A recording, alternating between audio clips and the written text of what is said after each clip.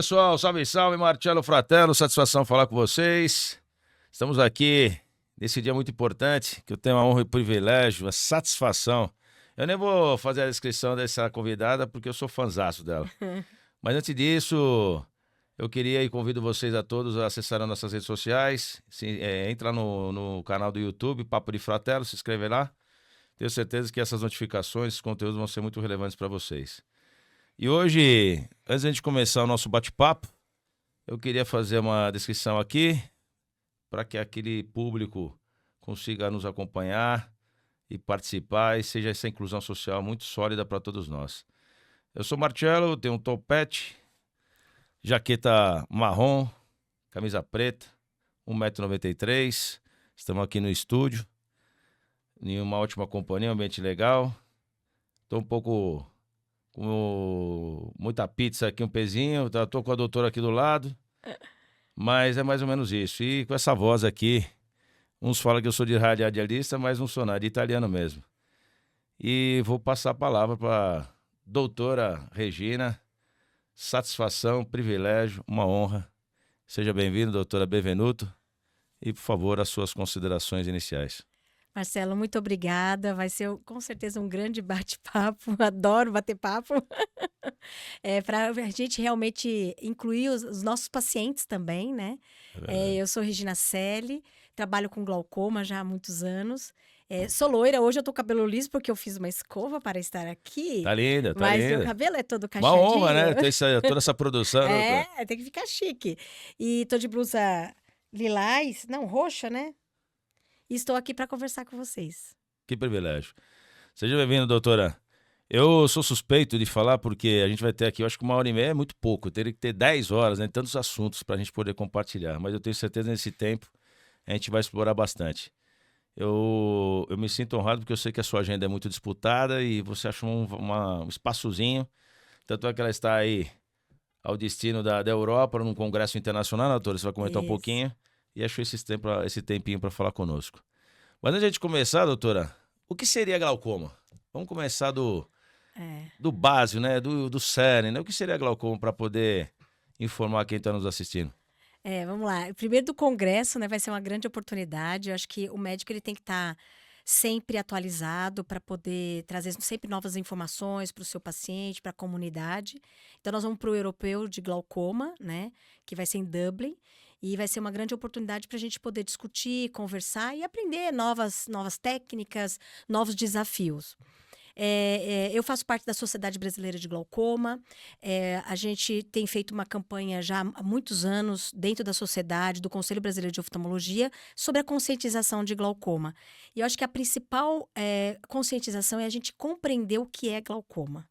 Então, o glaucoma é uma doença que não tem cura, e ela acontece geralmente por um aumento da pressão intraocular e esse aumento da pressão é que danifica o nervo óptico.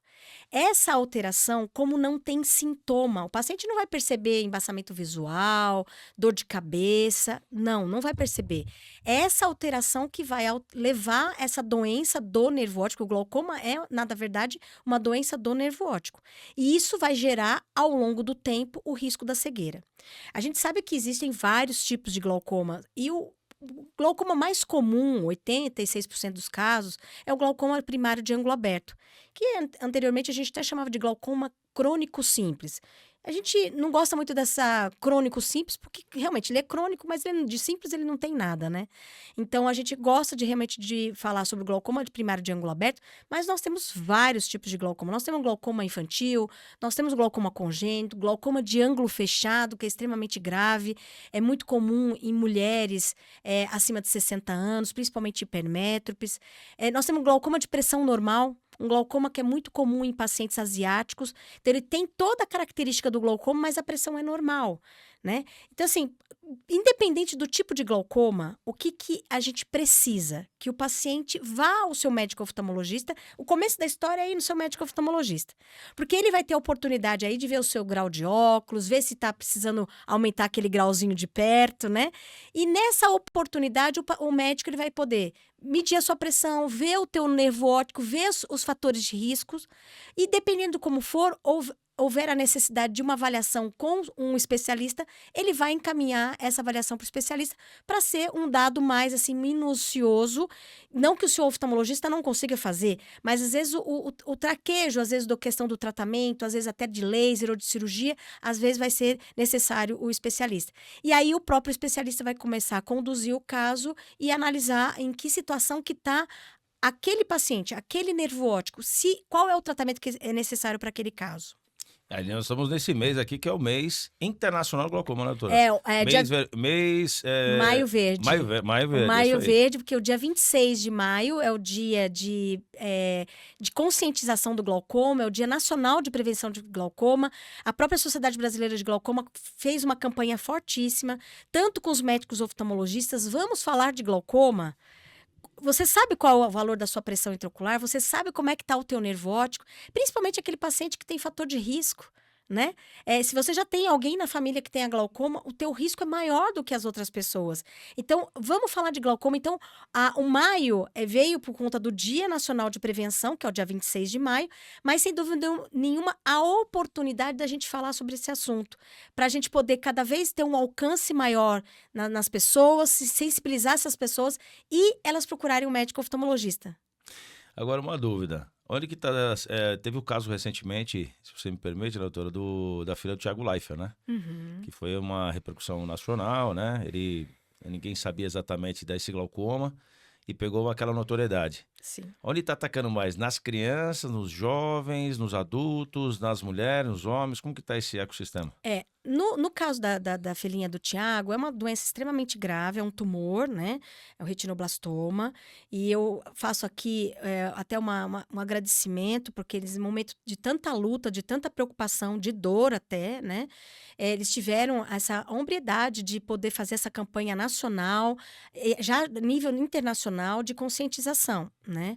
Porque você tem aí uma alteração do brilho do olho da criança, o olho fica branquinho, né? Então você consegue perceber, por exemplo, numa fotografia, num movimento de olhar, você consegue perceber. Então, o que a gente pede é o chamamento das pessoas. Caso você perceba alguém do teu lado, um professor vendo um aluno, ou um tio vendo o sobrinho, se viu alguma coisa diferente no olho, não custa nada alertar. E os pais, que muitas vezes, às vezes, na rotina, às vezes não conseguiram perceber, ou acham que, não, tudo bem, vai passar, é um alerta para esses pais, esses tutores irem no médico oftalmologista. No caso dela, não é glaucoma, no caso dela é um tumor extremamente grave, se não for tratado imediatamente, o olho corre o risco, mas a vida corre o risco. A pessoa pode vir a falecer. E o retinoblastoma é uma patologia que acomete basicamente as crianças, né? E essas crianças têm que ser tratadas imediatamente e acompanhadas para o resto da vida, né? Existe o glaucoma congênito, que é o glaucoma da criança. A criança nasce com o olho, o olho tem uma certa característica, que o olho fica branco, com um reflexo à luz, um lacrimejamento, uma sensibilidade, o olho fica fosco, não fica com aquele brilho. Então, às vezes o próprio pediatra ou a mãe que está amamentando percebe alguma coisa diferente.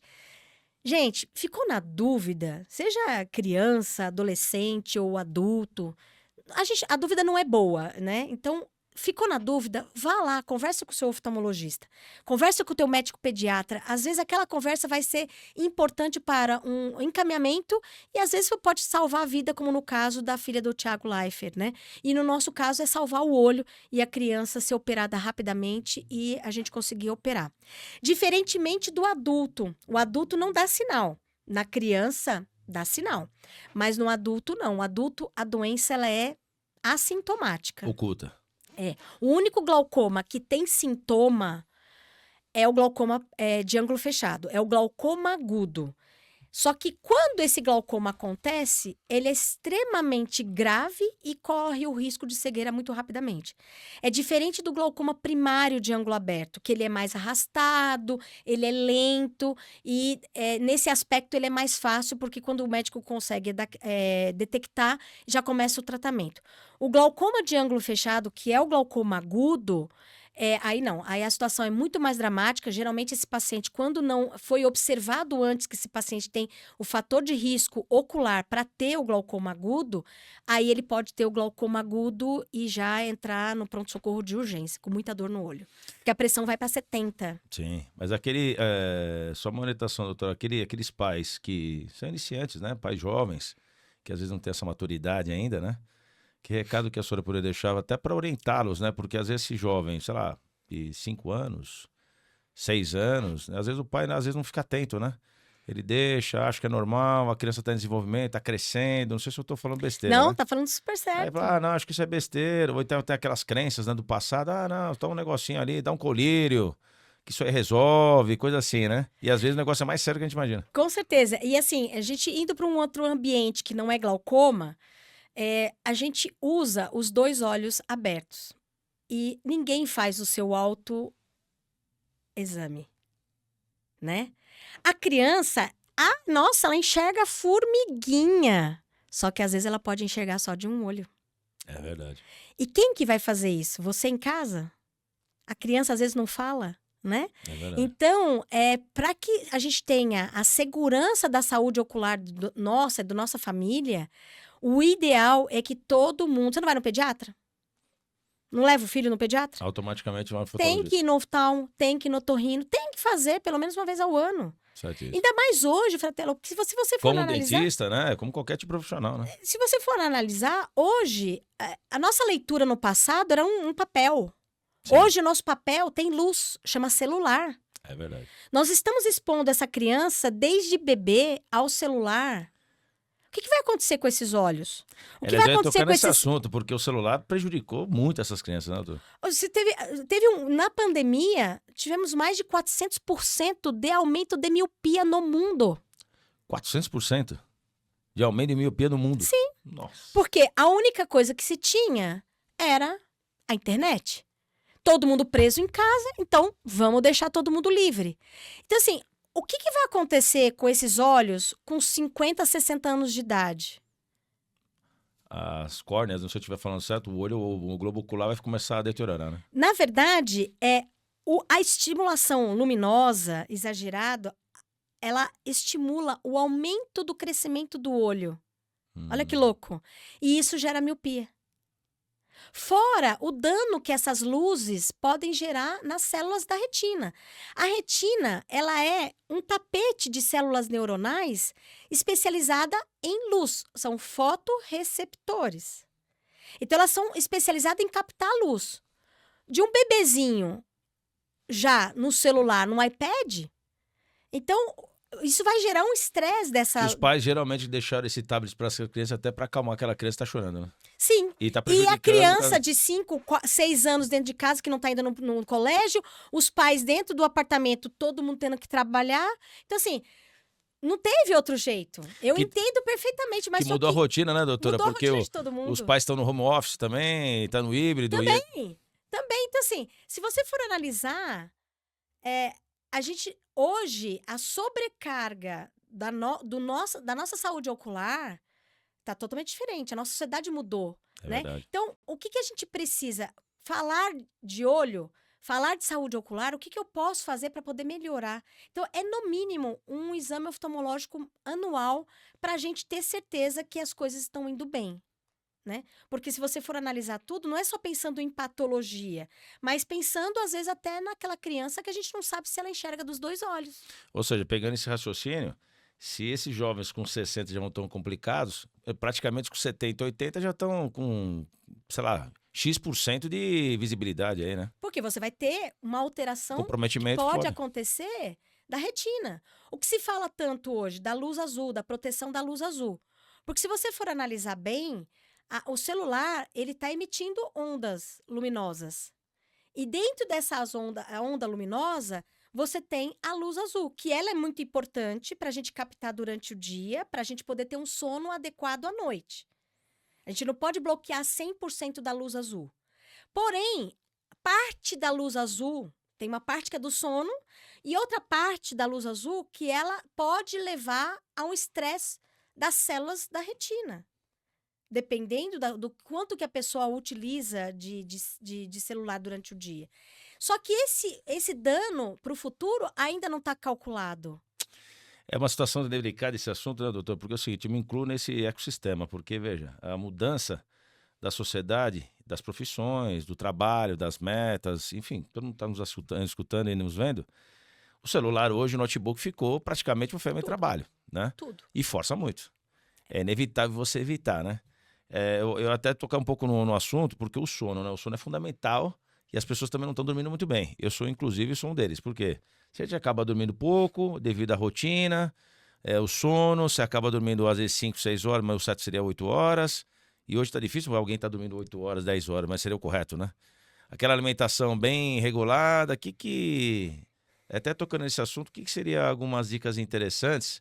O pessoal utilizar mais colírio, que às vezes o pessoal não utiliza também colírio. Começando o colírio. Converse com o seu oftalmologista para saber qual é a sua necessidade. O que é importante, aquele colírio que você vai lá e pega na farmácia, muitas vezes ele parece um colírio inocente, mas você pode ter ali dentro dele um vasoconstritor, que é um colírio que vai deixar o olho clarinho, porém ele tem os seus efeitos colaterais. Um deles é a alteração da pressão intraocular, né? Então, Que eu já aprendi, hein, pessoal? Que eu já aprendi, porque a doutora puxou minha orelha. Depois eu vou É, contar um pouco a minha história com ela. não pode, dependendo do tipo de colírio que a gente vai usar, você pode alterar a pressão intraocular e isso pode estar alterando o teu olho por dentro. Então, conversa com o seu oftalmologista, vê qual é a sua real necessidade.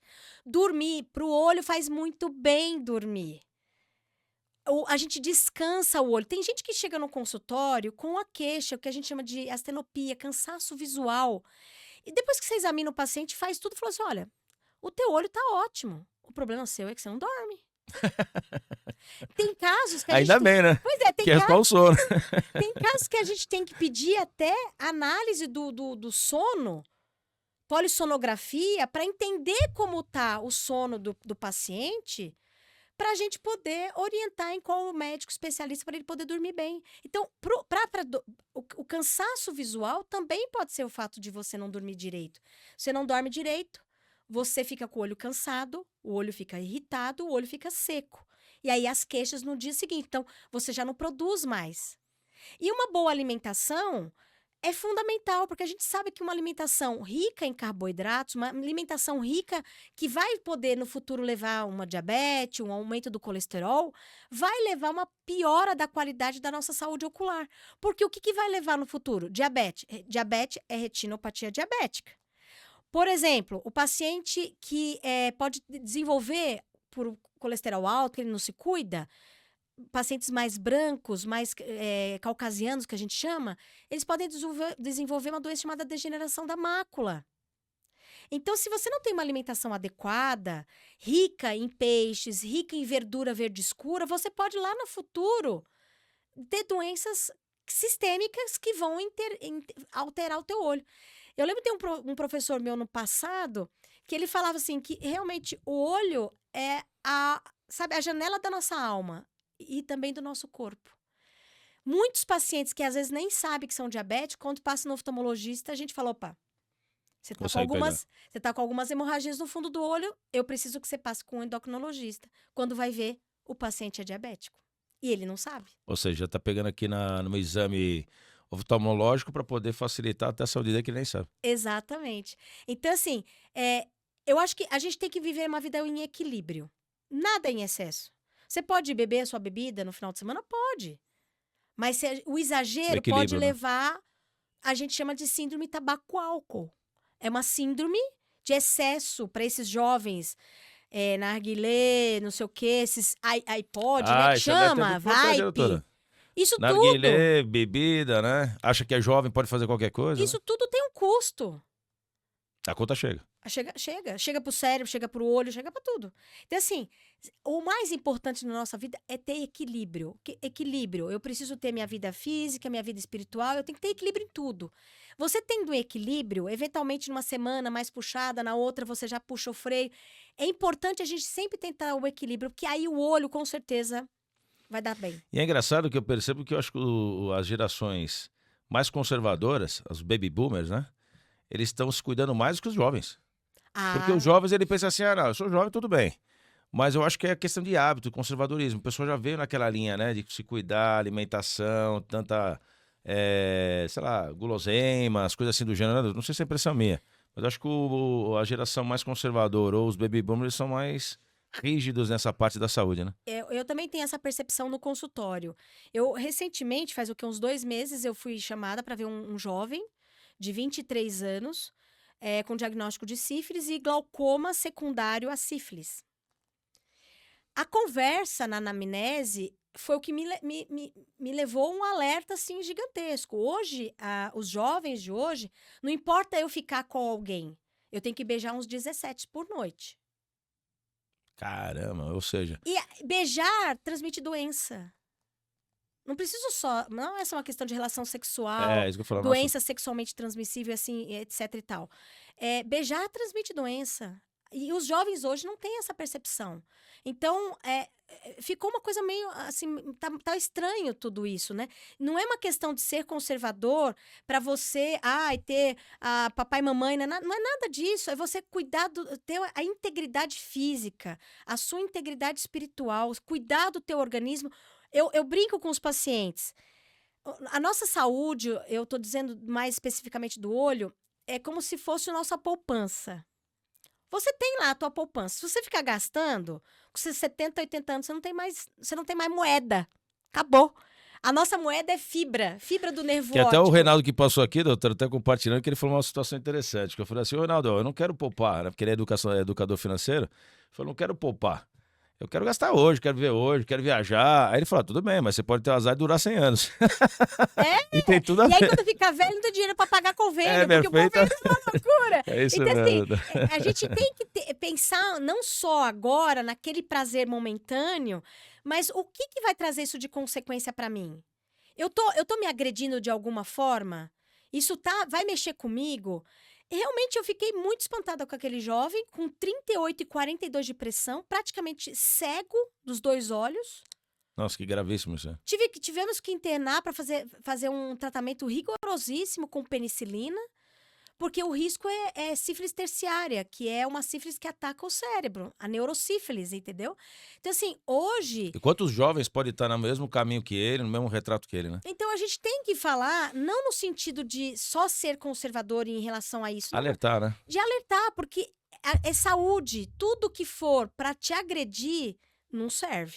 Eu penso dessa forma. É verdade. Entendeu? E cuidar do bem-estar da saúde é fundamental. Fundamental, o Se a gente quer ter equilíbrio. uma vida- Eu acho que é o equilíbrio. É verdade. Esse equilíbrio entre os jovens e qualquer geração é importantíssimo para a gente ter essa qualidade de vida.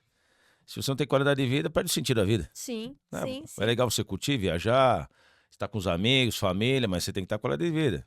Senão você se torna até um problema para você e para as pessoas. Sim. Porque às vezes você dá problema para a família não tem às vezes suporte financeiro e estrutural para poder tocar essa pessoa, no bom sentido da palavra.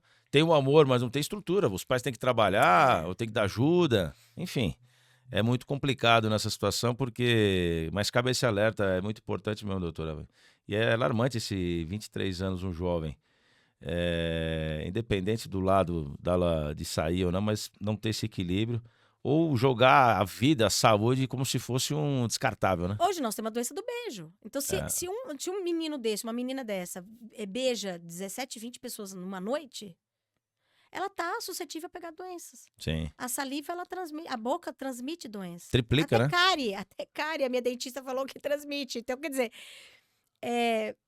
a gente tem que falar sobre as coisas. Hoje a sociedade está num ponto que se você fala, você é apedrejado. Vem também, doutora. Eu acho que tudo na vida depende de um equilíbrio, de um bom senso. Os Isso pais aí. poder orientar os seus filhos com tranquilidade, sem, sabe, gerar essa pancadaria que nós estamos vivendo na sociedade hoje. Que alguns pais né? estão tendo até dificuldade de controlar isso, né, doutora? Não sei se é impressão minha, mas os pais estão com dificuldades, né?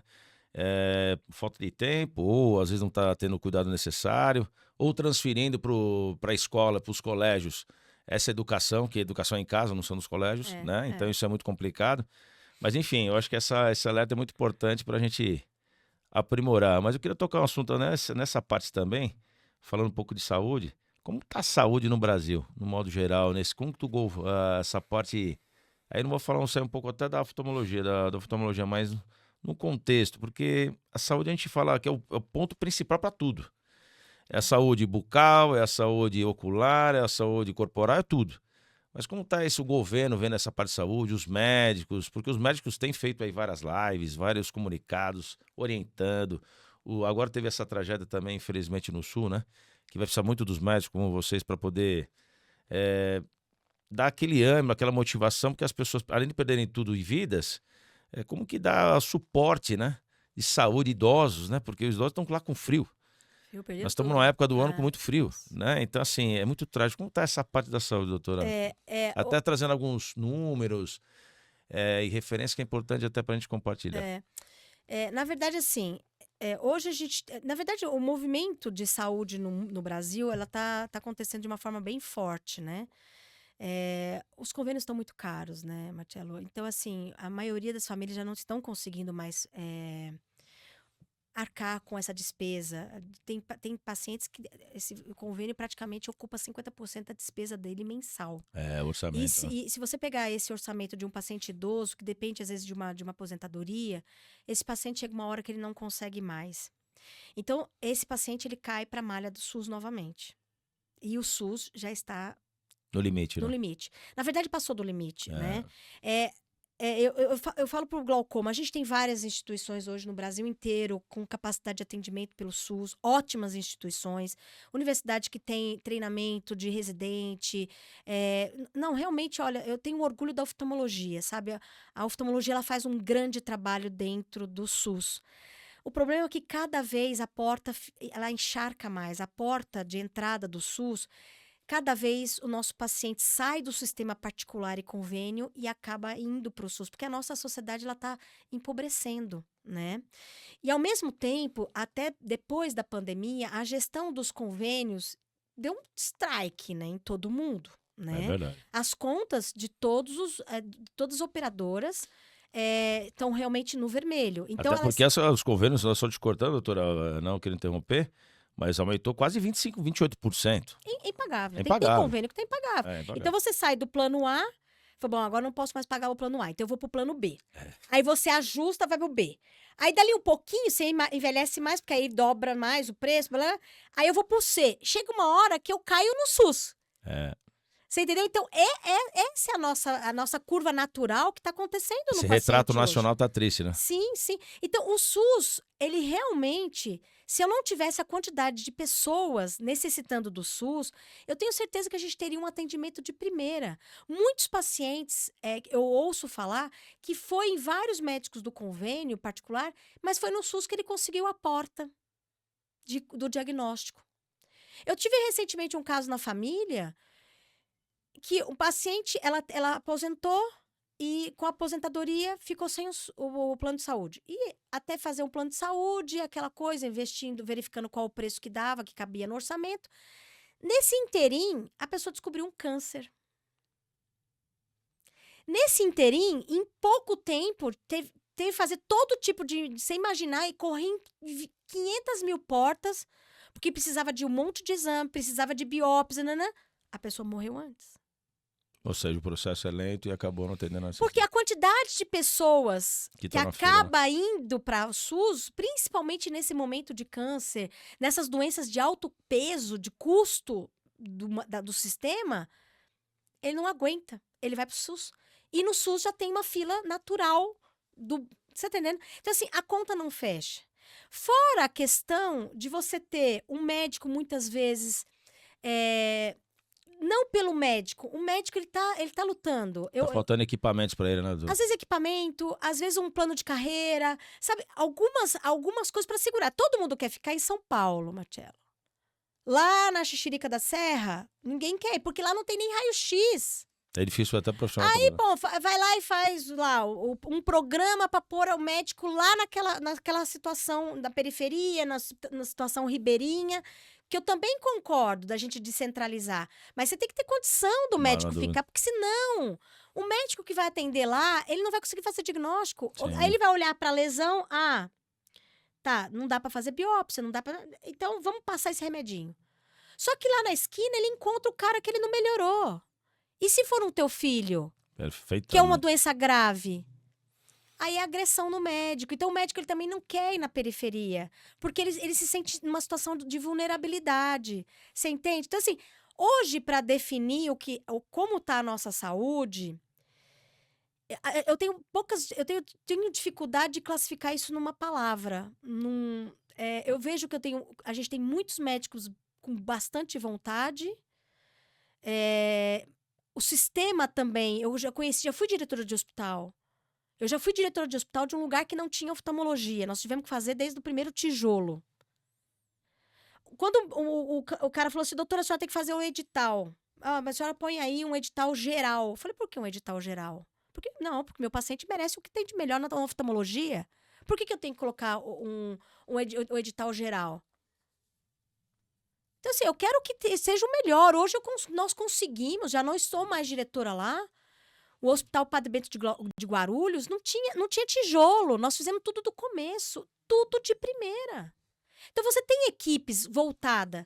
Só que chega uma hora que você perde a sua saúde, Marcelo. Aí você tem que chegar assim, poxa, eu preciso chegar inteira em casa, porque eu também chego em casa, eu sou mãe, eu sou mulher, eu sou dona de casa. E né? também é o seguinte, você tem que cuidar para renovar a bateria pro dia seguinte, que também tem uma carga puxada, né, doutora? Pra você ter uma ideia, eu vou dar um exemplo do que significa, às vezes, uma licitação. A primeira licitação eu tinha que fazer de copo descartável. Então, sentamos, descrição do copo descartável. Copo descartável, 100 ml, você põe todos os detalhes do copo descartável. Manda para licitação. Ganha, vai para um portal eletrônico e ganha o melhor preço. Geralmente, o ideal que seja de uma empresa brasileira. Enfim, tem alguns critérios que eu acho que são pertinentes, tá? Quando chegou o copo, vou te contar essa história. Eu fui pegar o copo para beber água. Nem estava associando a ver qualidade do copo, não. Eu fui lá beber água. Quando eu peguei o copo era tão fino que eu quebrei o copo na minha mão. Aí eu falei, não é possível que eu comprei esse copo. Pega lá os documentos da licitação. A doutora, a senhora não colocou a espessura. Aí. Tá entendendo? Então, assim, primeiro, eu fui treinada para ser oftalmologista, médica. E bom senso também de quem tá vendendo, Não, né? mas só que aí não tem a tal da espessura, entrou qualquer um. Aí ganha os R$5. Falei, não. Fiz um documento, não aprovei esse copo, porque a espessura tal, tive que abrir um outro pregão com todas as outras informações. Aí você vai aprendendo a ser gestora. Porque te colocam como você tem um perfil de liderança, você consegue coordenar um exército de médico oftalmologista, falou, então, vamos lá. E você aprende. Graças a Deus, a gente conseguiu fazer um serviço de excelência hoje. Hoje, um dos serviços que está aí, foi o terceiro na prova do Conselho Brasileiro de Oftalmologia. Isso traz orgulho. Ah, muito orgulho. Mas eu perdi minha saúde. Eu sei, doutor. Um dia eu acordei numa UTI. Você entendeu? Caramba, doutora. Que na realidade é o seguinte, para quem está nos acompanhando, eu sou suspeito de falar da doutora porque ela faz o que ama, né? Então ela se doa. Os médicos profissionais como ela e outras áreas também que faz como que ama, chega nesse patamar. Ela é só diretora da Sociedade Brasileira de Glaucoma, ela é diretora do HCLOI, também quem conhece, está aqui no Tatuapé e também na Paulista. Ela tem o Optis, né, doutora? Optis Brasil. Eu faço parte do grupo da Optis Brasil. Optis Brasil. Então, assim, também vai participar de congressos internacionais. Enfim, essa agenda é muito disputada para poder aperfeiçoar o que ela já conhece de sobra para melhorar essa sociedade, que está difícil de ter a consciência do governo para também ajudar esses profissionais, seja qualquer lugar do Brasil, né? Porque se tem um médico, imagine lá em Tocantins, que está precisando do suporte, às vezes não chega a verba lá. Por motivos políticos, etc., não chega. Só que esses profissionais que estão vindo em São Paulo, Rio Grande Centro, estão precisando também ajudar. E muitos voluntários também estão indo lá para o Sul, tentar ajudar aquela população também que precisa. Sim, né? O próprio Conselho Brasileiro, o Conselho Federal de Medicina fez um cadastramento de médicos do Brasil inteiro para que possa, mesmo que via online, atender uma demanda que pudesse ficar parada no Sul. Então, eu entrei em contato com os médicos oftalmologistas que estão fazendo um grande trabalho no Sul dentro da oftalmologia, a gente está bem protegido lá no Sul, né? Mas o Conselho Federal de Medicina fez um grande trabalho de recadastramento dos médicos para que se tenha médico para atender uma demanda caso haja necessidade que tivesse reprimida, né? Porque muitos lugares foram alagados, muitos lugares não estão conseguindo atender, até clínicas particulares foram alagadas, entendeu? Então, assim, foi uma mobilização do Brasil inteiro. Então, hoje, eu vejo. Eu vou dar um exemplo. Por favor. Nós temos hoje um presidente, o Emílio Suzuki, que é o presidente da Sociedade Brasileira de Glaucoma, que me colocou aí nessa diretoria da Regional Sudeste. E com muito mérito. Para auxiliar, eu vou estar à disposição. Ele está fazendo um trabalho gigantesco de conscientização, de orientação. Ele está conversando com todas as universidades, vendo o que está precisando em cada lugar, para ver o que se pode fazer para melhorar o atendimento do paciente com glaucoma. O anterior, o Roberto Galvão, nessa última gestão eu fui diretora da Sociedade Brasileira do Glaucoma Pediátrico.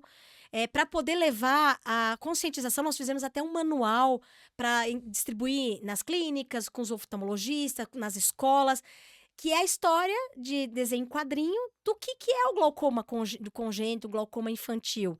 Então, hoje a gente vê pessoas liderando, pessoas de boa vontade, sabe? É o que eu te falo, né? O que eu tenho hoje de esperança, quando eu vi a nossa bandeira aqui, a esperança que eu tenho é no nosso povo, né? Se você pegar todas as pessoas que estão imbuídas de fazer coisas boas. Solidariedade, né? O que aconteceu no Rio Grande do Sul. É verdade. Aquela tragédia. Mobilização, todo mundo, né? foi em menos de 24 horas, todo mundo doando milhões. É verdade. Você entendeu? Então, assim, o nosso povo, os nossos médicos, tem paciente meu, Marcelo, que vem de fora, que fala, doutora, eu prefiro nem que for um ano, uma vez por ano, eu conseguir passar aqui no Brasil. Porque os médicos brasileiros, doutora, não tem em lugar nenhum do mundo. Eu acredito nisso também. Esse calor humano, né? Esse carinho, esse lado latino, isso aí. E o Brasil também tem pessoas maravilhosas, né? O Brasil é rico, né? É difícil você ter um profissional que tá vendo um paciente sofrido, um paciente que não tá conseguindo achar aquela saída. É difícil um médico brasileiro ficar inerte. Não, eu não conheço esse cara, sabe? Eu acho que eu não convivo com ele, porque eu realmente convivo com as pessoas que... Vamos ver o que a gente pode fazer para te ajudar. Se a gente não conseguir a tua vaga, a gente vai conseguir um colírio, a gente dá um jeito de... Grandeza de alma, né, doutora? Grandeza de alma, eu sempre falo, né? Isso é muito legal. Eu falo porque tive experiências familiares a respeito disso e de amigos. Que eu teve um amigo que a filha foi morar na Europa e comentou exatamente isso. Ela comentou que ela estava para ter parto e lá na Europa, eu não sei que país exatamente, eles têm o hábito de ter o médico familiar, né? O médico... É como da se família, diz? é da família que autoriza as outras coisas. Perfeitamente. Só que nisso, quando ela teve o parto, forçou muito a retina, então deslocou a retina. Então, olha aqui a gravidade. Aí o pai dela, que é o meu amigo, falou assim, não, você vai pegar agora e vem pra cá. Aí ela foi bem atendida aqui, teve que fazer todo o procedimento, enfim.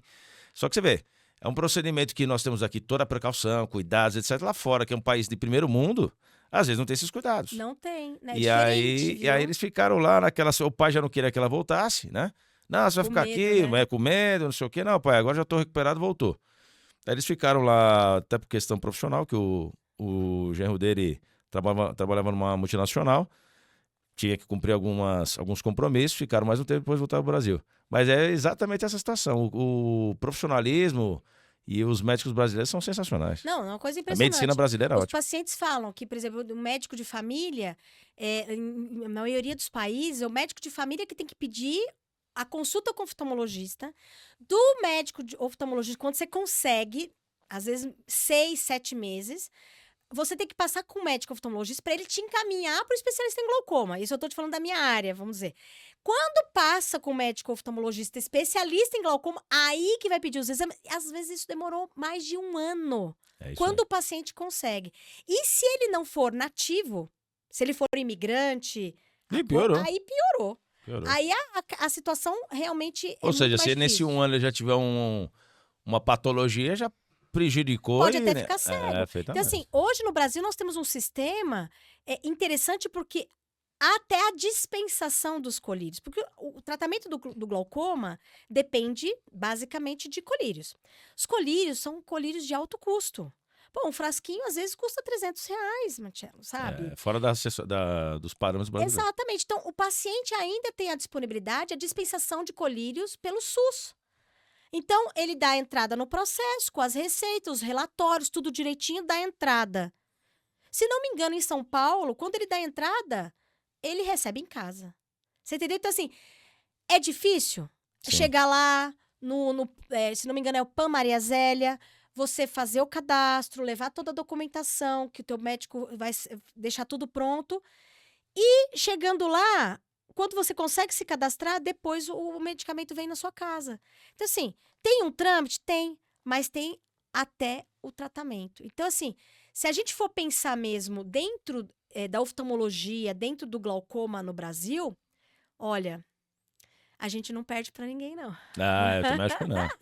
Aliás, uma curiosidade, doutora, até falando nesse lado da medicina, como surgiu o interesse dessa paixão pela medicina, hein? Eu acho que é interessante para quem tá nos acompanhando. Depois eu vou entrar um pouquinho de onde que eu te conheci.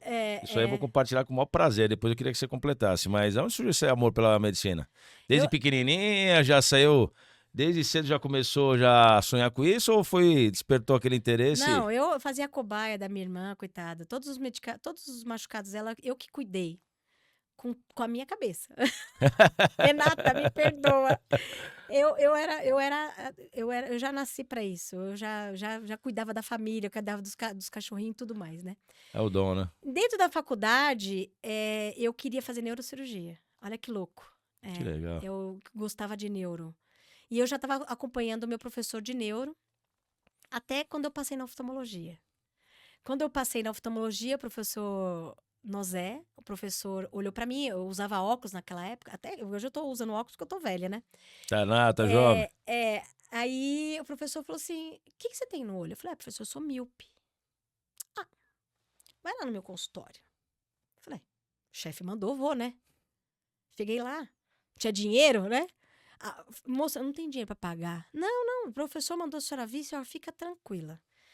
Ele me examinou e falou, vamos fazer a cirurgia para tirar o seu óculos? Eu falei, professor, mas eu não tenho dinheiro. Não. Eu te perguntei isso. Ai, que Quando ele espetáculo. operou o primeiro olho, que eu saí da clínica dele, que eu vi a placa do taxista, do táxi da frente, eu falei, É isso que eu quero fazer. é oftalmologia que eu quero.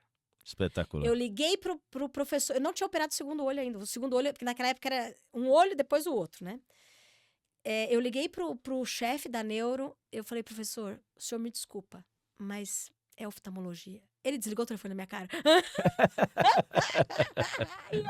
eu fui fazer oftalmologia porque aí eu passei a enxergar. Eu era míope de 6,5 graus, eu acordava, antigamente tinha um rádio relógio, eu olhava assim, eu não enxergava as horas, sabe? Eu falei, que é isso? Eu tô enxergando. Aí veio a oftalmologia, e aí veio Ou seja, toda a essa mesma história. sensação que você teve daquela imagem, você falou, eu vou passar para as pessoas, né? Que espetacular isso aí, né? Não, foi exatamente isso. Quando eu tive essa oportunidade de fazer, que eu comecei a enxergar, eu fiquei sem óculos até 2019. 2019 eu fiquei velha. Virou a chavinha. Não, tá Eu virei escondendo. presbita e tá eu aqui com meu multifocal e feliz e contente. Mas foi o que virou a chavinha, então. Mas isso motivou, né? Porque você falou assim, vou trazer essa experiência que eu tive para ajudar outras pessoas, né? Isso é sensacional. É humanidade isso aí, né? É muita humanidade. É dom. E você vê como Deus agiu na minha vida para que eu conhecesse a oftalmologia, porque eu passei dentro da oftalmologia, mas eu tive que me encantar na oftalmologia sentindo o que eu senti naquele dia. E eu vou sempre em busca dessa sensação. Quando um paciente fala para mim que não tá feliz, aquilo... Eu não fico sossegada enquanto eu não consigo trazer... Resolver, né? Trazer aquela percepção de felicidade. Aliás, eu queria até compartilhar, né? Não tem como não compartilhar, porque eu tive o privilégio de conhecer a doutora Regina, através de um médico também espetacular, que é o doutor Sérgio, né, Regina? Sou fãzaço também do Sérgio. Eu falo que são anjos que apareceram na minha vida, né? Porque Deus vai colocando essas pessoas nas nossas vidas para salvar, né? Para ajudar. E eu sou um exemplo claro disso, né? Então, quando eu estava com o doutor Sérgio, que uma pessoa também que eu estimo muito, ele falou: Marcelo, você vai ter que passar na doutora Regina. Você vai adorar a doutora Regina. E falou assim, adjetivos máximos. Depois eu só consolidei que era verdade, né? Ele falou: dá uma passadinha lá porque eu acho que vai ser importante, porque tá passando o tempo, a tua pressão ocular tá aumentando. E eu acho que chegou uma hora de você fazer uma visita com a doutora Regina, que eu vou todos os anos. E eu sou um exemplo prático disso, porque a doutora Regina abriu as portas com muito carinho, e ela sabe disso que eu falo, não só aqui em público, mas eu falo sempre, né, doutora, que é um prazer conhecê-la, porque a agenda dela, pessoal, para vocês entenderem, não é porque ela tá aqui, eu posso falar por ela.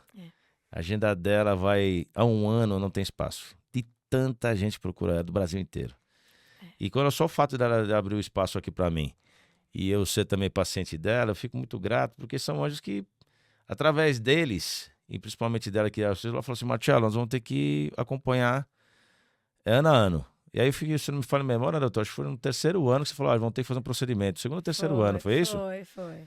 Aí eu falei: doutora, não, fica tranquilo que você é meu paciente, eu que vou cuidar. E aí eu queria que você completasse, né? Porque eu sou exemplo claro.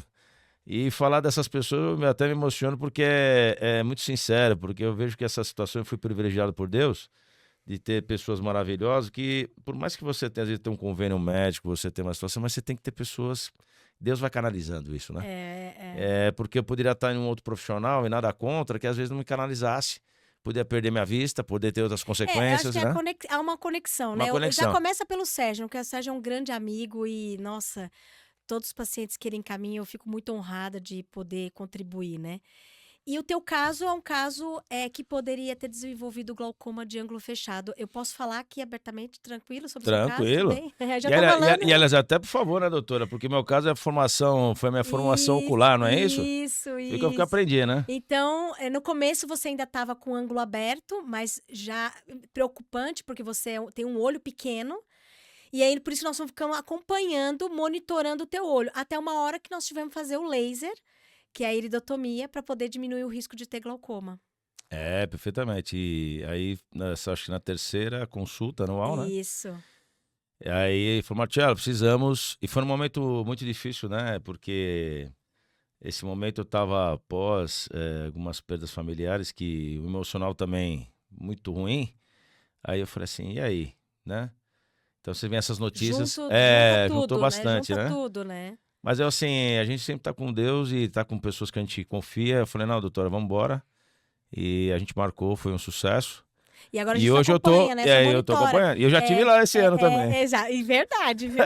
E a iridotomia é um procedimento feito a laser, né? Que a gente faz para tirar o paciente da possibilidade de um bloqueio pupilar. O paciente começa a ter um estreitamento do ângulo e isso pode levar a um fechamento. Esse fechamento é o glaucoma agudo. Então, você não chegou nessa situação, porque a gente estava acompanhando. Quando começou a chegar no momento que a gente chama de estreitamento oclusível, é o momento que a gente tem que fazer o laser para evitar do paciente ter esse fechamento. Que para quem tá nos vendo, doutora, na realidade é o seguinte: aquele líquido, né, se eu tô falando aqui, aquele líquido do olho, né? Ele tava secando, digamos assim, que ele tá fechando, né? E isso aumenta a pressão. Na verdade, assim, o corpo ciliar é o que produz o humor aquoso. Todo mundo tem humor aquoso. Esse humor aquoso ele é produzido 24 horas, de dia, dormindo, acordado, não importa, tá? Ele entra dentro do nosso olho, o corpo ciliar, ele produz esse líquido dentro do olho. E ele entra dentro da câmara anterior para levar, basicamente, oxigênio para as nossas estruturas internas avasculares. Porque para a gente poder enxergar, o nosso sistema óptico tem que ser avascular, transparente, não pode correr sangue. Se correr sangue, vai interferir na nossa visão. Então, o humor aquoso nada mais é do que um ultrafiltrado do sangue, é como se fosse um sangue incolor. Basicamente, tá? Então, ele leva oxigênio para as estruturas internas da câmara anterior. Ao mesmo tempo que ele entra e leva o oxigênio, ele vai embora com os catabólitos do olho, com as alterações ali químicas do olho e vai embora. Esse equilíbrio do que entra e o que sai tem que ser igual. O paciente que tem a câmara rasa, ele tem um problema no ralo. Então, entra o líquido, mas não sai na mesma proporção, porque o ralo tá apertado, tá estreitado. E o que que acontece? Se tiver o fechamento, esse líquido não vai embora mais. Aí a pressão pode subir abruptamente, vai para 70, 50 milímetros de mercúrio, e é o glaucoma agudo. Então, no teu caso, não chegou nisso porque você já estava sendo monitorado. Infelizmente, tem paciente que não tem a mesma chance, porque às vezes nem sabe, às vezes nem tá indo no oftalmologista, e quando vai dar, pá! E geralmente isso pode se agravar em pacientes que estão passando por um problema de perda, de problemas assim, de depressão, tristeza, porque pode acontecer nesses momentos de medicamentos à base de ansiolíticos, antidepressivos, que podem agravar essa situação de estreitamento. Inclusive, existem medicamentos contraindicados para quem tem ângulo estreito, inclusive o ângulo fechado, porque o risco de causar o que a gente chama de midríase, ou seja, a pupila levemente dilata por conta da medicação. Então, você está tomando um remédio que é um antidepressivo. Lá no olho vai ter uma ação que é a dilatação, mas não é a dilatação igual a que a gente faz no consultório. É uma microdilatação. Só que essa dilatação, no paciente que já tem um ângulo estreitado, pode ser o suficiente para fechar. Então, pode acontecer nessas situações também devido não só à questão anatômica, mas também, às vezes, questões medicamentosas. Eu tive uma paciente jovem também, que teve bilateral por uso de topiramato, uma medicação que ela usou, que isso causou a dilatação nos 2 olhos, ela teve crise bilateral. Mas deu muita sorte, porque era um domingo e é difícil a gente ficar ali com o celular na mão, né? E naquele domingo eu estava com o celular na mão. Ela me mandou um oi. Doutora, preciso falar urgente. Imediatamente eu liguei para ela. Doutora, eu estou aqui num pronto-socorro, assim, essa eu tô indo agora aí. Eu fui lá. E ela estava com bilateral. Nós revertemos e fizemos o laser bilateral. Deu muita sorte. Se ela não tivesse acesso, se ela não tivesse consciência do que estava acontecendo com o olho dela... E não tivesse bons profissionais, excelentes profissionais como você, doutora? Marcelo, eu não era nem médica dela, eu era médica da filha. Olha que espetáculo. Eu nunca tinha visto ela como paciente. Eu via como acompanhante mãe de uma criança que vinha no consultório.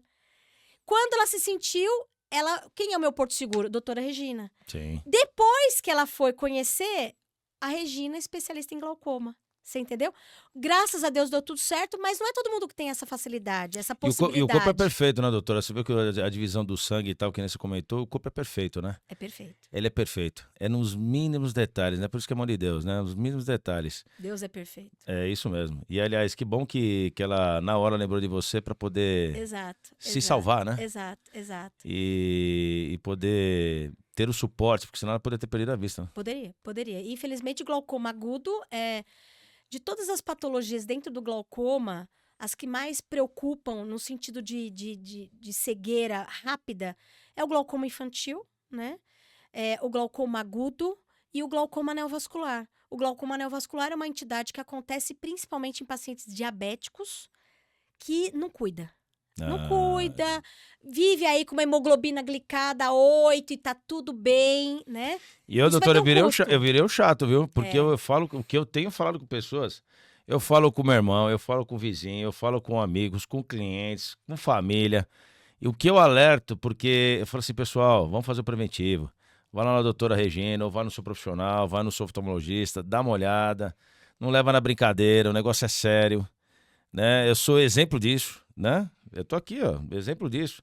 Graças a Deus, fui muito grato, né? Eu sou fã, né, doutora Regina? Só porque eu sempre falo isso, muito grato a você, o doutor Sérgio.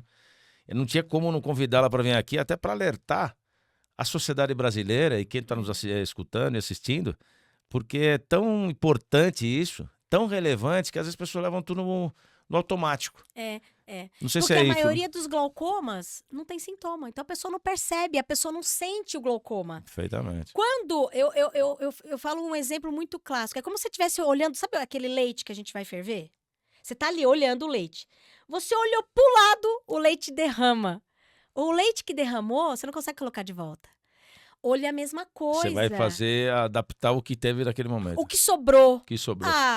Se a gente tem condição da gente se cuidar, a gente vai ficar com o que sobrou? Não, vamos cuidar do leite, E vamos cuidar do nosso maior patrimônio, que é a saúde, né, doutora? Nossa, e visão. Gente, a gente depende da visão pra tudo, até pra ir no banheiro. É verdade. Visão traz pra gente até sentimento. Quando você olha pra uma pessoa, você tá vendo a pessoa, mas você se conecta com essa pessoa. O olho é uma coisa fantástica, né? O olho ele te fantástico. dá a possibilidade de você olhar pra uma pessoa e se dar bem com a pessoa. É Às verdade. vezes você não precisou nem conversar.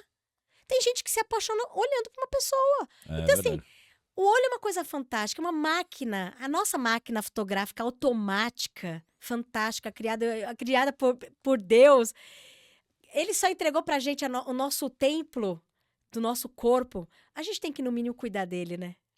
Por isso que eu não poderia deixar de convidá-la, porque ela é encantadora, ela falando assim, né? Porque ela fala com muito amor da profissão, ela fala muito amor dos olhos, transmite essa informação, esse conteúdo, esses alertas.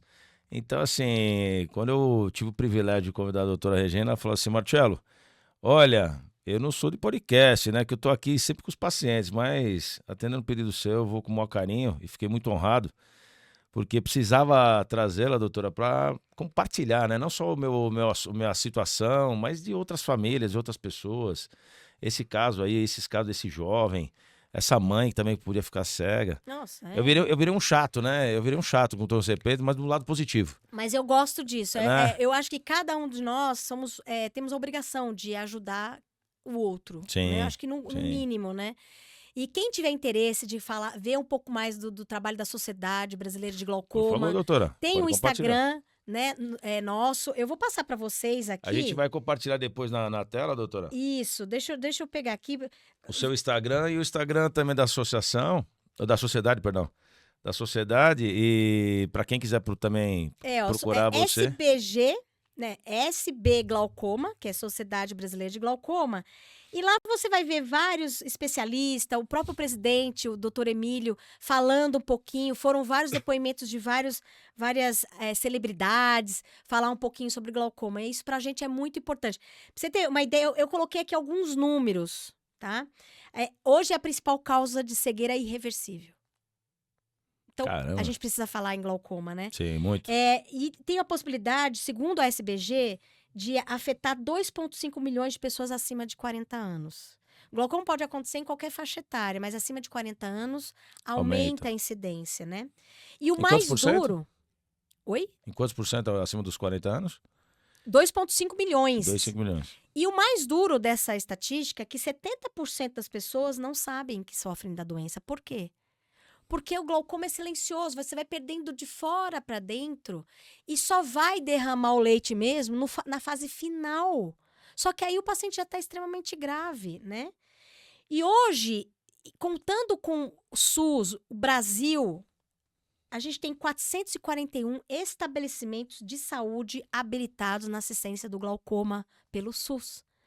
441 Brasil. É muita instituição competente, com médicos gabaritados, entendeu? Então, assim, não dá hoje pra gente falar assim, Vou passar em branco nisso.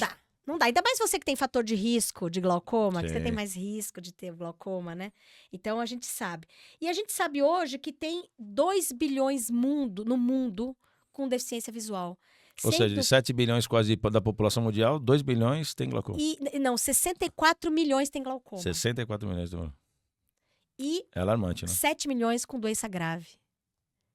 Então, a gente precisa falar. Mas não há dúvida, não há dúvida. Não é isso? E que bom que nós temos esses momentos aqui para poder alertar e refletir, conscientizar quem está nos vendo, né, doutora? Para que reflita, passa para o teu parente, para o teu vizinho, para tua esposa, para o teu marido, para o teu filho, e a gente consiga criar hábitos positivos de bem-estar e saúde. Né? Porque eu acho que a partir do momento que é esse hábito positivo, que deveria ser natural, mas o hábito de ir no oftalmologista, o hábito de um dentista, fazer seus exames laboratoriais, enfim, cuidar da sua saúde, eu acho que já é um grande avanço, e isso também desafoga também o sistema de saúde, que automaticamente as pessoas vão estar fazendo preventivo. Claro. Certo? É muito mais fácil você lidar com uma pessoa que é só prevenção do que um paciente que virou cego. Perfeitamente. Para você incluir um paciente cego, para ele conseguir ter uma autonomia de trabalhar, de poder ter a tua vida com essa autonomia, você também tem que ter um treinamento, é bengala, você tem todo um processo do pós. Sim. Então é muito melhor a gente se prevenir, para a gente não ter o perigo do pós. Então vamos ficar alerta aí, né, galera? Vamos ficar atento aí, que é depois dessa aí, puxando a orelha da doutora no bom sentido, mas que ela veio com muito carinho informar, né? Alertar. Eu tenho certeza que desse bate-papo aqui vai ser muito rico para todo mundo. Mas, doutora, eu não posso deixar desse nosso bate-papo aqui, deixar de conhecer um pouco mais esse lado humano, né? O lado profissional tá aqui, mas esse lado humano, né? Essa pessoa maravilhosa, tem uma família maravilhosa. Conhecer aí um pouquinho o que você gosta de fazer, no lazer, se é que tem esse lazer de vez em quando que falta tempo, né, doutora? Sim. Porque às vezes também tá trabalhando, né? A cobrança família, filhas, enfim. O que você gosta de fazer na sua hora vaga, no seu momento de lazer e descanso? Tem algum... O meu descanso é estar com a minha família. Relaxar. É estar com eles. Seja para ver um filme, seja para bater papo, sabe? No sábado a gente teve um casal de amigos, todo mundo ficou em casa para receber esse casal de amigos.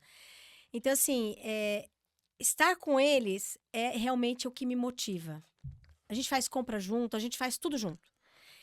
Mas o hobby mesmo, o hobby que eu adoro é viajar. Viajar. Viajar, adoro viajar. Mais campo ou mais praia? Eu gosto de lugares enigmáticos. Eu gosto de viajar Adventure. Aventura. Eu já fui desde o Petar, que é aquelas cavernas, até o Egito. Que legal, que eu legal. Adoro aventura. Então, quando as pessoas querem viajar comigo, eu já vou avisando. Falo, olha, só que a gente gosta de aventura. A gente gosta de andar. É adrenalina. Adrenalina. Eu não posso parar. Então, até as minhas férias, ela tem que estar com bastante energia. Ativa, né? Porque eu lembro que no começo eu não me conhecia tanto. Então, quando eu parava para fazer umas férias mais relax, eu ficava doente. Então, eu preciso ter também umas férias que combinam com o meu espírito, que é em atividade. Então, minhas filhas e meu marido topam isso, então a gente... E se a família fora da família, né? Ou parentes próximos...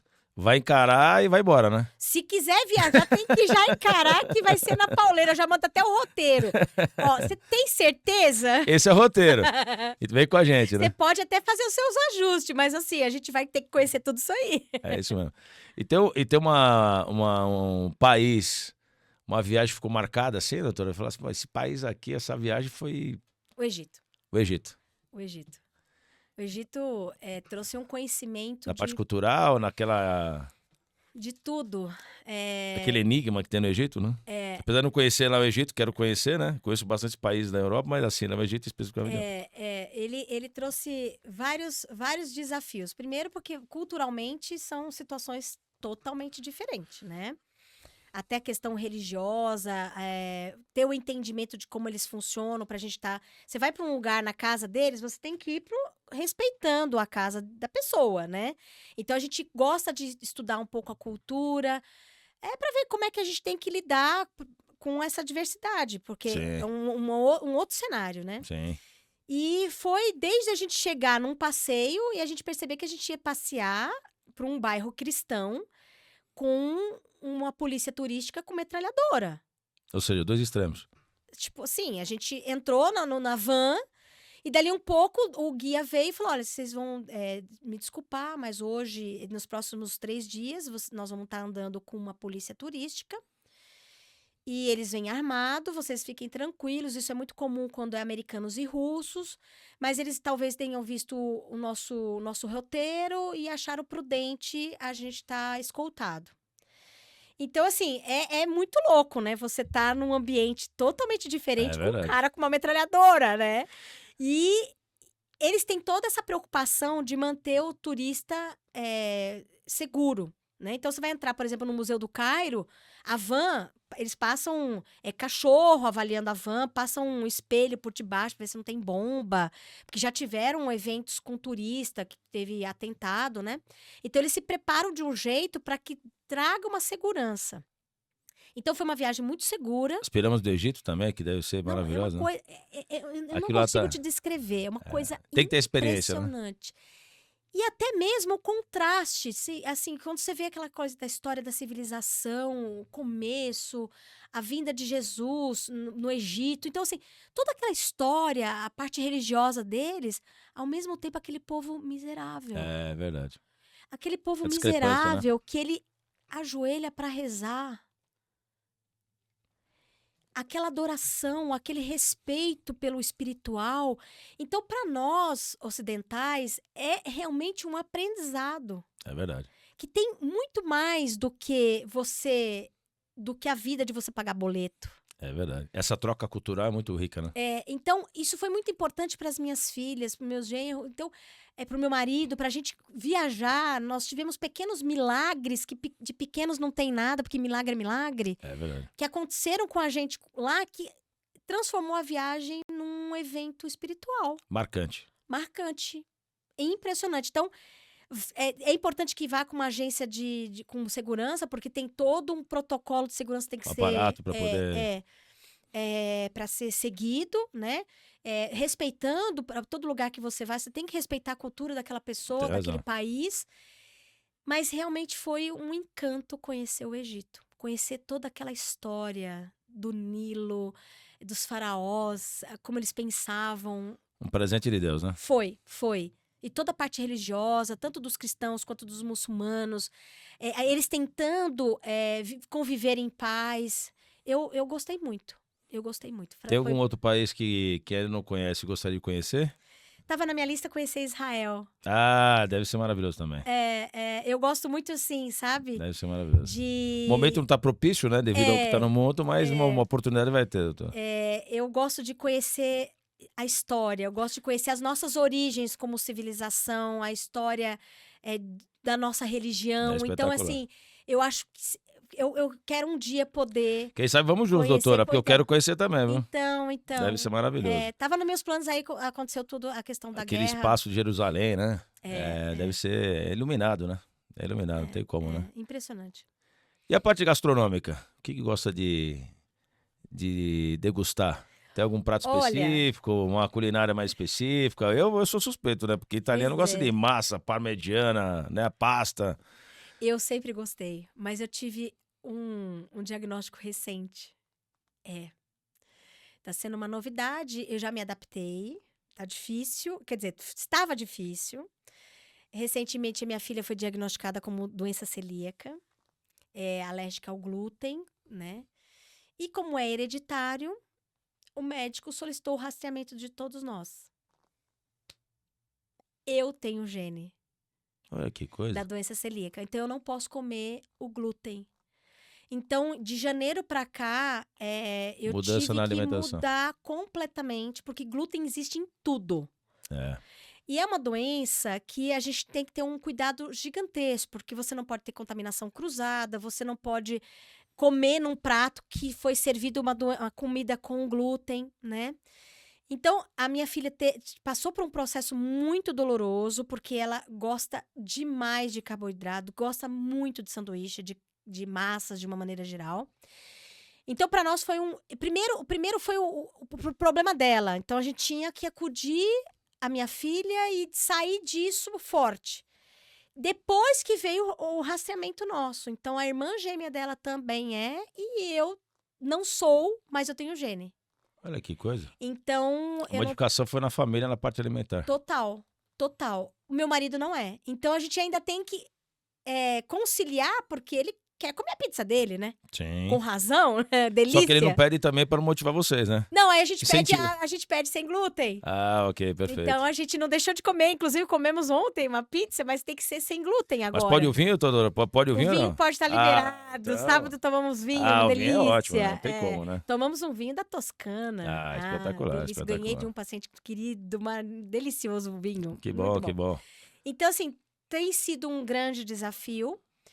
Eu penso, aí a médica, quando ela falou o diagnóstico pra gente, eu até dei risada, né? Ela falou assim, nossa, mas todo mundo sai chorando daqui, né?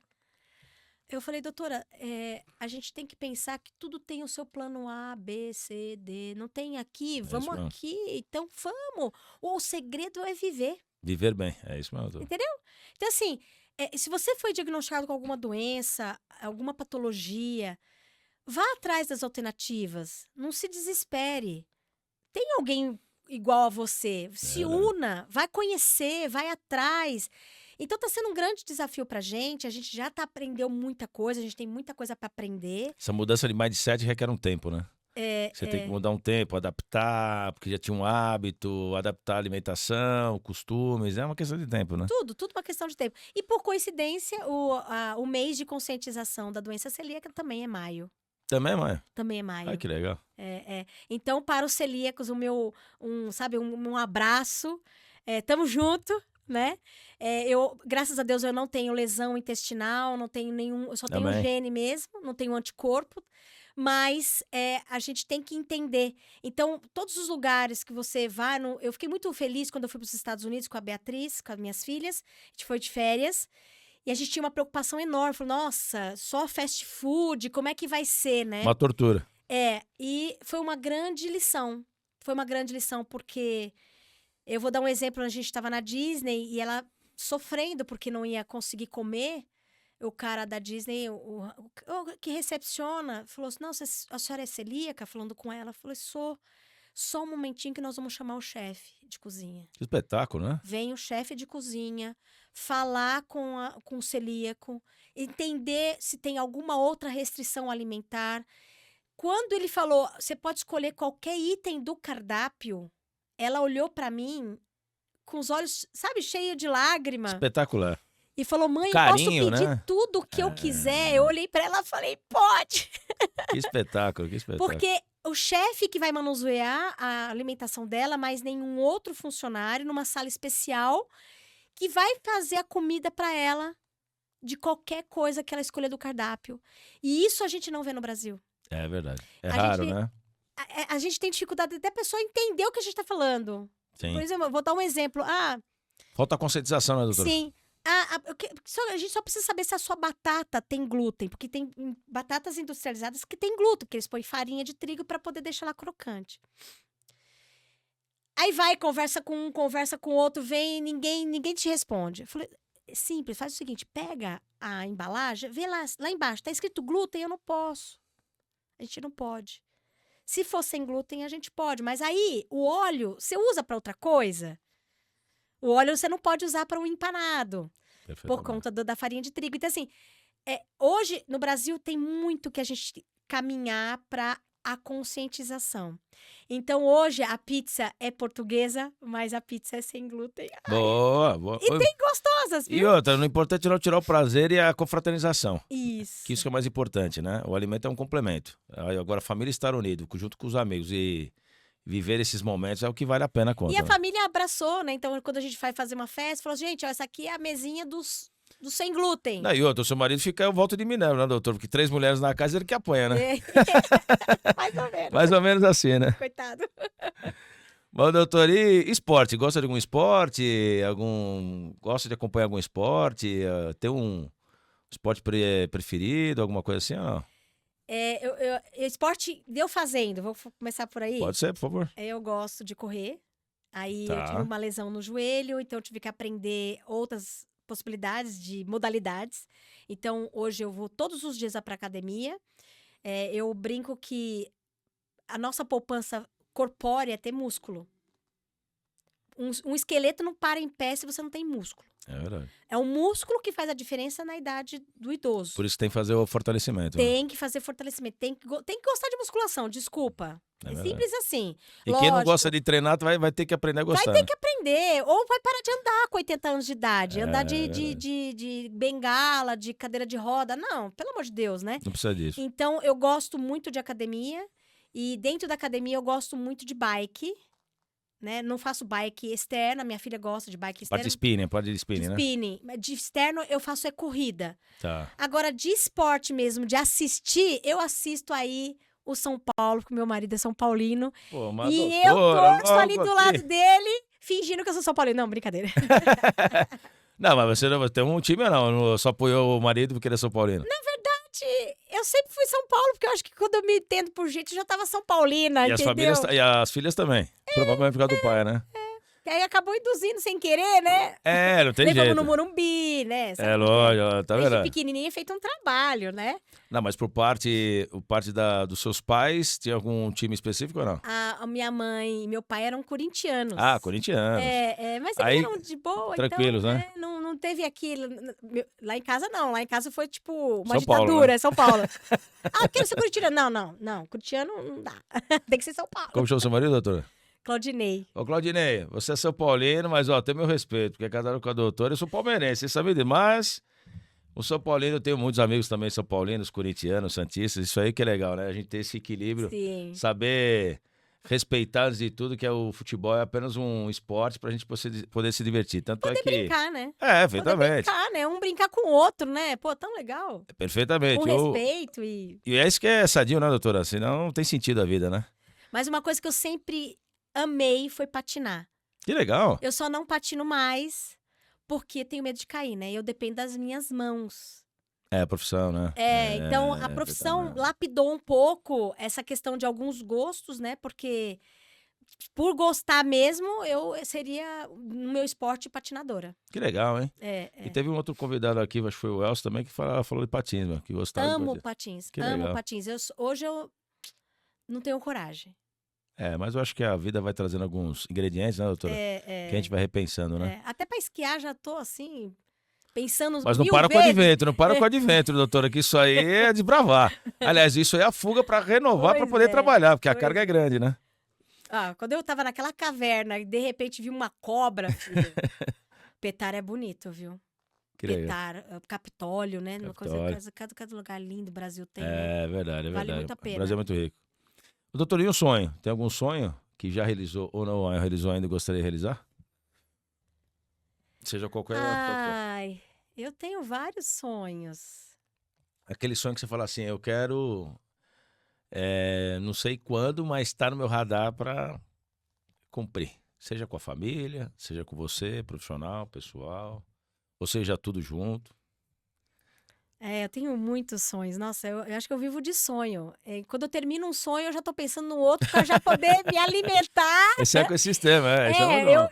Eu digo que o sonho é o que faz você levantar da cama, né? É o verdade. propósito, É o né? propósito, É o é isso mesmo. propósito.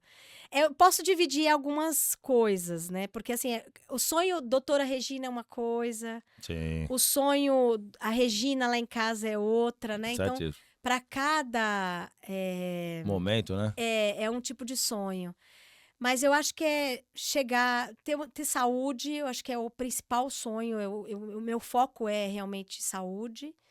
E cuidar da minha saúde. Teve esse solavanco de você aprender uma nova forma de prazer, porque a alimentação é prazer, né? Sim.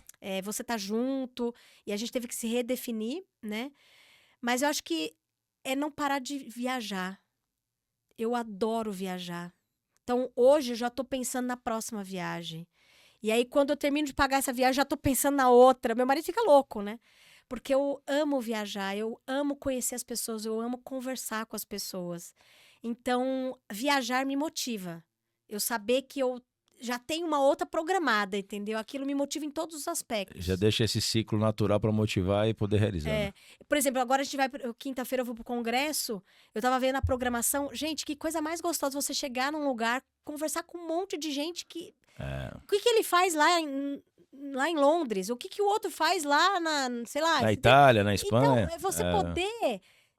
às vezes ele tem a mesma dúvida que você. Trocar essas experiências, né?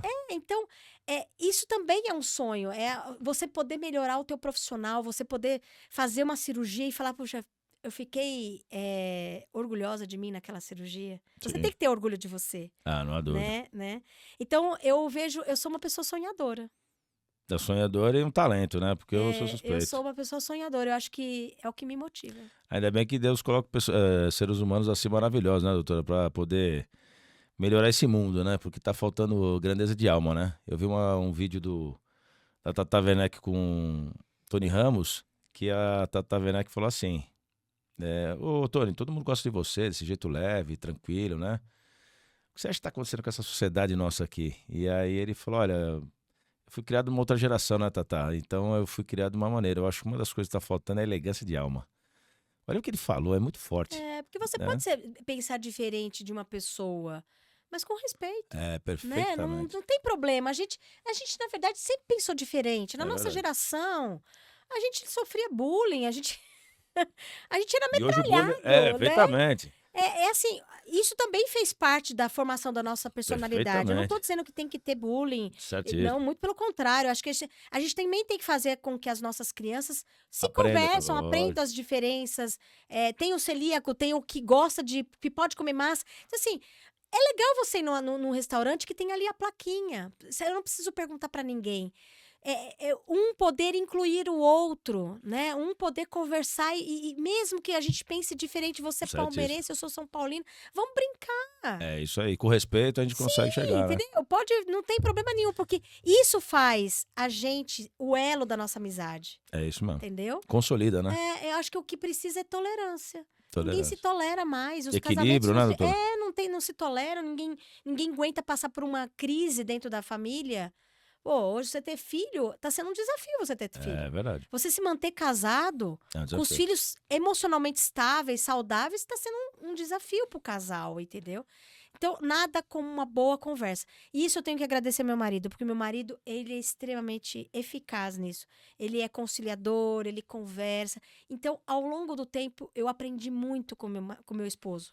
Então, hoje, se eu sou só uma pessoa melhor, grande parte foi porque eu aprendi muito com ele. Acho que essa troca, né, doutora, do É, casal é é, muito por essa é, cumplicidade, né? é. Responsabilidade de filhos. Crer num Deus, né? Não sei se Sim, às vezes tem, sim. depende da religião de qualquer um, mas que tem um significado a vida. A vida tem um Tem significado, que ter um. A gente não tá aqui. aleatoriamente. Não é para pagar conta. Perfeitamente. Tudo tem um propósito, tudo tem um E já significado. somos vencedores, né, doutor? De Sim, 2 bilhões de espermatozoides, saímos para essa escola vida que Deus exatamente. permitiu, Então né? vamos curtir a vida com responsabilidade, não se agredindo, se curtindo e ter equilíbrio, É verdade. basicamente. Doutor, e uma saudade? Tem uma saudade? Da minha mãe. Ah, da sua mãe? Da minha mãe. Eu tenho meio saudade do meu pai. Claro, amo os dois, todas as pessoas queridas que faleceram, né? Mas a mãe foi um significado muito forte. É verdade. Quando eu perdi minha mãe, eu quase morri junto. Faz tempo, doutora? Faz 12 anos. No E Dia parece das que foi ontem, Mães, né? eu Que o penso luto na é minha eterno, né? mãe todos os dias. Eu tive o luto do sofrimento, porque minha mãe morreu, eu estava dentro do centro cirúrgico, praticamente, porque foi ali que o coração dela parou. Ela ficou depois 21 dias viva, entubada, teve o processo de desentubar, entubou de novo, enfim. Toda aquela luta de UTI. Mas a mãe, ela ela Amor tá na puro, né? tua, ela tá na tua alma. Eu tive uma dor física. Não é só a falta da pessoa, do abraço, da palavra, do conforto, da bronca, mas ela tá intrínseca na sua alma. Eu É não sei verdade. te explicar.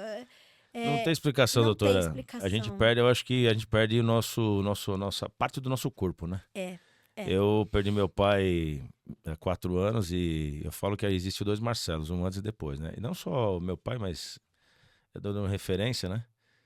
Perdi minha avó também, que era um pilar muito forte, né? Assim, a gente sabe que é o ciclo da vida de todo mundo, mas a gente perde os pilares, né? E esses pilares, eles vão acabando com a gente, vai minando nosso emocional, Sim, nossa sim. saúde, né? A gente tem que colocar os nossos pezinhos em outros pilares para a gente poder aguentar, né? E a percepção parece que o luto é eterno, né? Eterno. Meu pai Então, não tem faleceu como. já há 2 anos. Meu pai sofreu muito no final de todo o processo. Chegou numa fase que a gente até estava pedindo misericórdia por ele, sabe? Ele Tá queria sofrendo, viver, né? tadinho, mas ele estava em home care, ele estava traqueostomizado, foi bem traumático mesmo. Então, eu penso no luto do meu pai como uma sensação de salvação pela dor que ele estava. O da minha mãe foi súbito.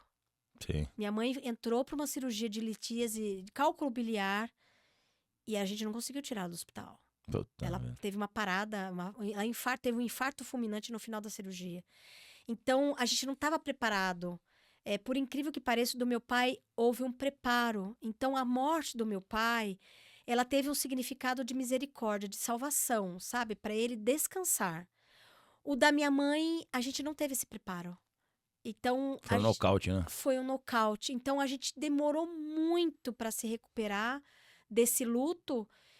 Acho que a gente, na verdade, não recupera nunca. A É verdade. gente disfarça um pouquinho. Vai uma montanha-russa, né? Você É, dia tá melhor, tá pior, vai assim. hoje eu sinto que eles estão em paz, eu sinto que a minha mãe está em paz, nós estamos em paz. Até porque foi missão cumprida deles. Eu tenho uma gratidão enorme por tudo que eu aprendi, de todas as broncas que eu levei. Agradeço, porque eu fui uma criança Gratidão, né, doutora? peralta. Eu fui uma criança peralta. Então, eu tenho muita gratidão pelos meus pais, pelos meus irmãos, pela minha família, pela família do meu marido, que me auxiliou bastante também.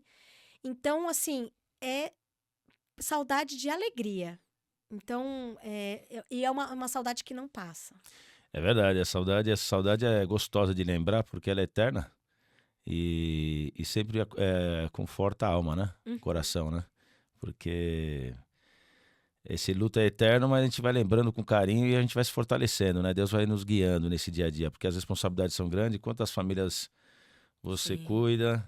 Porque você não cuida só da sua família. Não. Quantas famílias você ajuda em vida, bem-estar, equilíbrio, se doa? Não é simplesmente a profissão. Não. Você se doa, é humana, é humanização, né, doutor? Sim, tanto que num dia, por exemplo, eu opero amanhã. Então, um dia anterior, na verdade, os dias anteriores, a minha vida é mais reclusa, eu tenho que dormir melhor, eu não verdade. posso sair, eu A não gosto responsabilidade de grande. sair, eu gosto de estar na minha casa, dormir bem, no dia seguinte acordar bem. A responsabilidade de um médico, não só a minha, mas de todos os nossos colegas, nossos médicos, é no dia seguinte enfrentar uma cirurgia. Você pode, sabe, você é ser humano também. Então, com o amadurecimento, você começa a se permitir no sentido de você se cuidar para que você possa dar o seu melhor para aquele paciente, para aquele olho que eu vou operar amanhã. Você entendeu? Então, o fato de cuidar da minha alimentação, cuidar do meu esporte, tudo isso é um compromisso que eu tenho para eu estar bem, para eu poder cuidar dos meus pacientes, cuidar da minha família, cuidar de mim, cuidar dos meus amigos, que é uma troca, né? A vida é uma troca, né? É uma troca. E um prazer ter você, né, doutora, cuidando dessas pessoas, como eu, como outros pacientes. Fico muito grato. Nosso tempo tá se expirando, mas eu não podia deixar nesse espaço de conclusão, de bate-papo final, eu queria que você compartilhasse alguma coisa que eu não perguntei ou deixar algum recado para quem está nos assistindo. E fica à vontade para abrir o seu coração, abrir a sua mensagem, seja para o lado profissional, pessoal. Compartilha o que você sentir bem e fica à vontade. Hoje, a minha luta, sem dúvida nenhuma, é para fazer a prevenção do glaucoma. Então, quem tiver alguma dúvida, eu estou à disposição. Quem tiver mais curiosidade, eu acho que é importante fazer uma leitura de instituições comprometidas com uma literatura saudável, importante, séria, que vai te ajudar a entender o que é o glaucoma. E é uma forma de você prevenir a si, prevenir o seu amigo, prevenir algum parente. Então, assim, o maior conselho que eu dou: não deixe de procurar o seu oftalmologista. Não procura só quando você decide ter um óculos porque você não está enxergando bem de perto, né? Isso aí é quando você está precisando. A gente tem que fazer isso uma certa rotina. Cuida da sua saúde. Eu acho que... E a gente vai tendo os desafios, né? O recente meu desafio de conhecer a doença celíaca. A gente vai envelhecendo, a gente tem os desafios. O que a gente tem que aprender é que há saídas. Então, vamos buscar saídas. Vamos buscar saídas. É isso. Viver bem com qualidade de vida, né, doutora? Isso. Um prazerzão. Doutora, Um prazerzão. prazeraço. Obrigado pelo carinho, por ter vindo, por ter aceitado o convite, né? Disponibilizado do tempo, que eu sei que o tempo é precioso, mas você abriu esse espaço para atender o Marcelo. Obrigado por ter vindo, que esse trânsito de São Paulo é muito surreal. E parabéns, né, por tu salvar vidas, parabéns por todo o teu trabalho, pelo teu carinho, porque eu sei que você faz com muito amor. Parabéns pela família linda que você tem. E obrigado e até uma próxima, né? Porque a gente em breve tem tanto assunto e precisamos de 10 episódios, né, doutora? Porque é muito tempo. Muito, muito. E Só de glaucoma. E a conversa foi maravilhosa. E agradeço muito. Muito obrigado. O Papo de Fratello será um grande sucesso, já é um sucesso. E deixa aqui o teu contato no Instagram, não sei que você quer, alguma outra rede social que você quer te acompanha, alguma coisa, doutora? Você sabe que eu não sei de cor? Mas não tem problema, depois Depois eu eu, passo, porque depois eu compartilho no vídeo e compartilho Isso. com você, ficar tranquilo. Ou então eu falo com a Damares também, foi uma pessoa maravilhosa que me deu suporte, que é Não, a sem a secretária doutora. Damares, gente, sério. Eu não sou ninguém. A Damares, ela cuida do Glaucoma Care, Que legal. que é um glaucoma, um auxílio para o paciente com glaucoma. Então, Que ela legal. praticamente conhece todo mundo, auxilia em todas as possibilidades dela com o paciente do glaucoma. Então deixa comigo, que eu vou postar aqui, depois vai ficar bacana no vídeo, eu coloco lá nas redes sociais. Muito obrigada, viu, gente? Valeu, pessoal. E para você que está nos acompanhando, depois acesse lá nossas redes sociais, no canal do YouTube Papo de Fratello, se inscreva lá, dê o seu like nas notificações e será muito importante a participação de vocês. Até a próxima. Papo de Fratello, um jeito diferente de fazer network, sucesso é ser feliz. Valeu, até a próxima. Obrigado.